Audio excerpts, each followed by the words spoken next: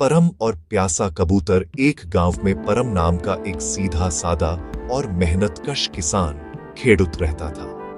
वह अपने खेतों से बहुत प्यार करता था। एक दोपहर जब सूरज आग उगल रहा था, परम अपने खेत के किनारे लगे एक पुराने बरगद के पेड़ के नीचे सुस्ता रहा था। कबूतर की मुश्किल तभी उसकी नजर एक सफेद कबूतर पर पड़ी जो जमीन पर तड़प रहा था। गर्मी और प्यास की वजह से कबूतर उड़ने की हिम्मत खो चुका था। उसकी चोंच खुली थी और वह बेहाल था। परम को उस नन्हे पक्षी पर बहुत दया आई। वह तुरंत उठा और अपनी पानी की सुराही से थोड़ा सा पानी अपनी हथेली में लिया। उसने बड़े प्यार से कबूतर की चोंच के पास हाथ रखा। धीरे धीरे कबूतर ने पानी पिया और थोड़ी देर बाद वह फिर से पंख फड़फड़ाने लगा। कबूतर ने किसान की तरफ अपनी गर्दन झुकाई जैसे वह शुक्रिया कह रहा हो और आसमान में उड़ गया।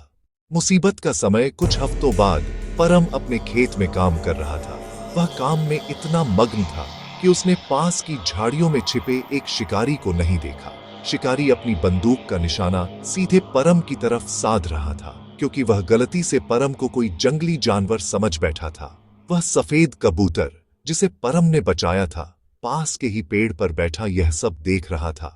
उसे एहसास हुआ कि उसके रक्षक की जान खतरे में है। एहसान का बदला। जैसे ही शिकारी ट्रिगर दबाने वाला था, कबूतर बिजली की तेजी से नीचे आया और शिकारी की आंखों के पास जोर से अपने पंख फड़फड़ाने लगा। शिकारी हड़बड़ा गया और उसका निशाना चूक गया। गोली पास के पेड़ के तने में जा लगी।